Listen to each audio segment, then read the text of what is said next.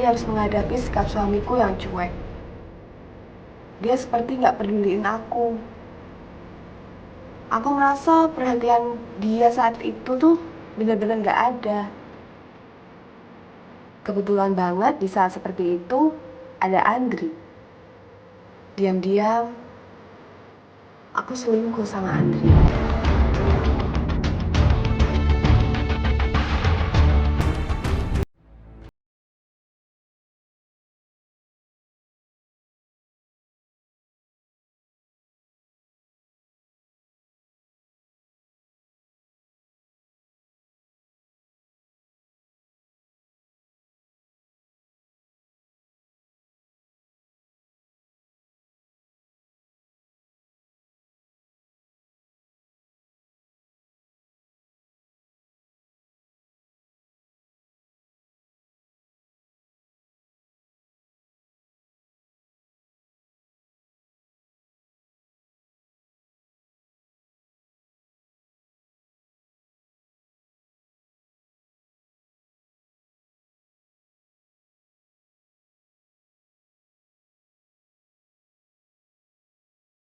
Mungkin aja Tuhan belum kasih kepercayaan sama aku dan dia.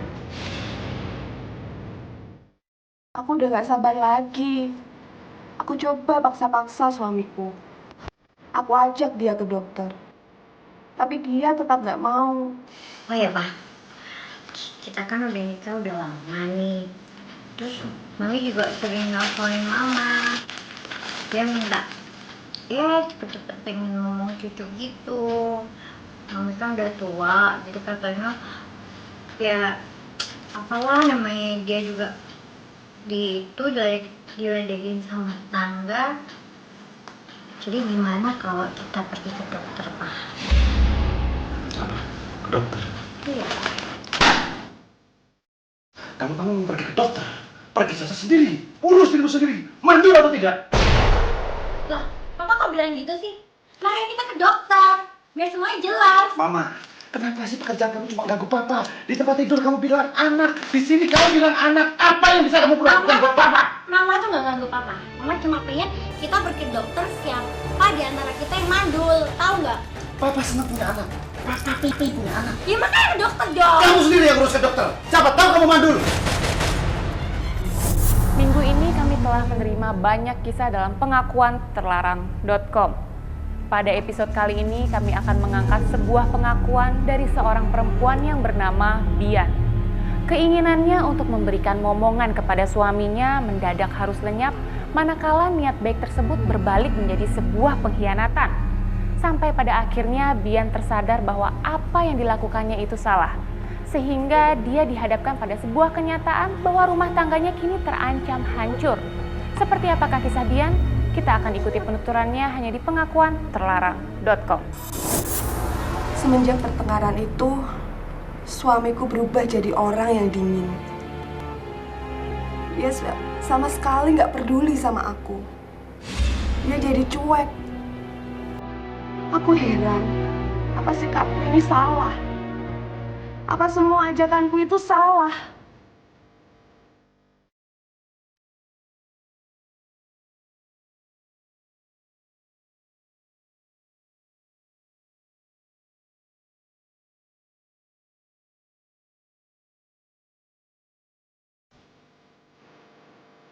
Ini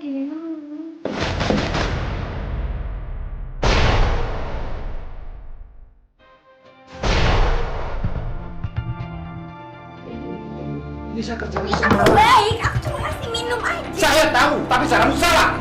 Itu yang gak suka sama kamu. Mama. Sebenarnya apa yang kamu bisa ini? Maaf. Aku benar-benar kecewa sama sikap suamiku itu.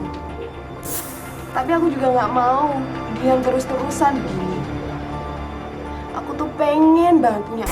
Sampai suatu hari, ada seorang temanku yang nyuruh aku untuk datang ke sebuah klinik. Dia bilang klinik itu bisa bantu masalahku. Awalnya aku ragu, tapi aku nekat. Aku datang sendiri. Lagi pula, aku juga nggak mau khawatir terus-terusan. Tapi kenyataannya, di sana aku malah ketemu seorang yang dulu pernah jadi bagian dari hidupku. Ya, dia Andri. Dia temanku waktu SMA. Jujur, aku grogi banget. Tapi gimana lagi? Dia kan petugas medis di sana. Otomatis, mau nggak mau, aku harus bicara dengan dia. Tapi aneh, aku tuh ngerasa nyaman banget bicara sama dia. Perasaanku tuh seneng banget. Ketakutanku hilang begitu saja waktu aku bicara sama dia. Dari obrolan-obrolan ringan itu, aku tahu kalau ternyata Andri itu suka sama aku dari dulu. Sampai akhirnya, aku dan Andri janjian untuk ketemuan. Jujur, aku malu ngungkapin ini. Aku tahu kelakuanku ini salah. Aku nggak mau siapapun meniru sikapku yang nggak terpuji ini. Tapi aku bosan setiap hari harus menghadapi sikap suamiku yang cuek. Dia seperti nggak peduliin aku. Aku merasa perhatian dia saat itu tuh benar-benar nggak ada. Kebetulan banget di saat seperti itu ada Andri.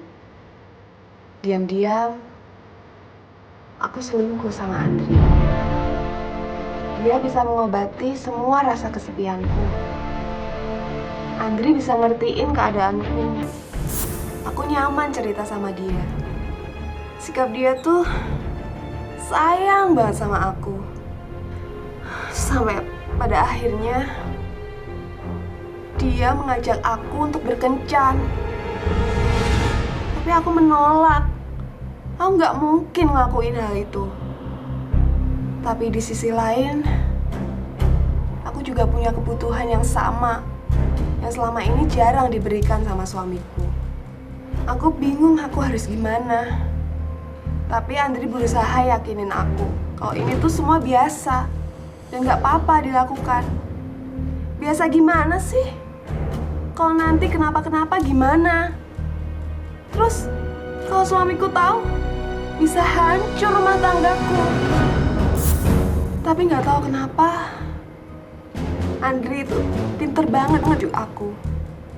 Hingga singkatnya, hubungan layaknya suami istri. Dan sejak kejadian itu, aku selalu dihantui perasaan bersalah. Aku seperti ketakutan.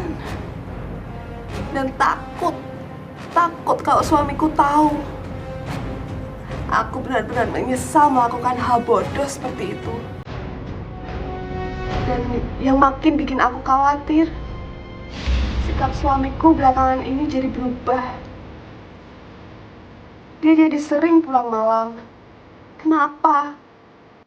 Dia tahu apa yang aku lakuin. Aku coba deketin dia.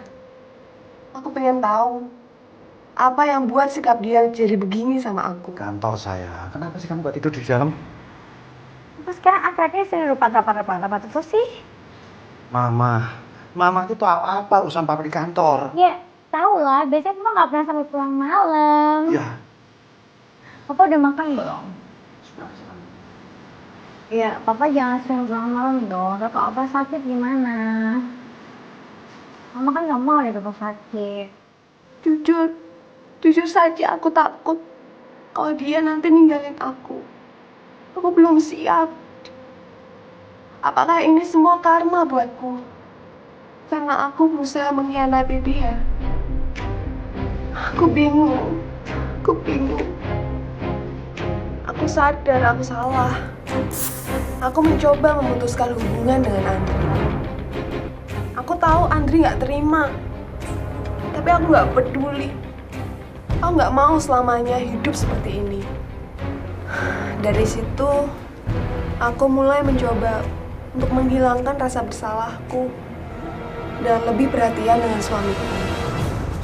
Sampai suatu hari, aku mual-mual. Apa aku hamil? Lalu aku ambil tes pack. Aku deg-degan nungguin hasilnya. Ya Tuhan, aku bersyukur banget. Aku hamil.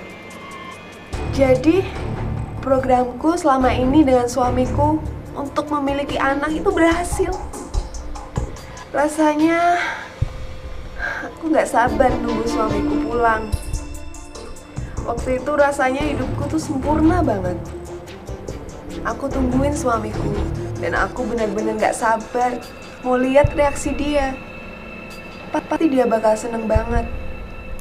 Tapi apa yang aku dapat? Kebahagiaanku tuh langsung hilang begitu.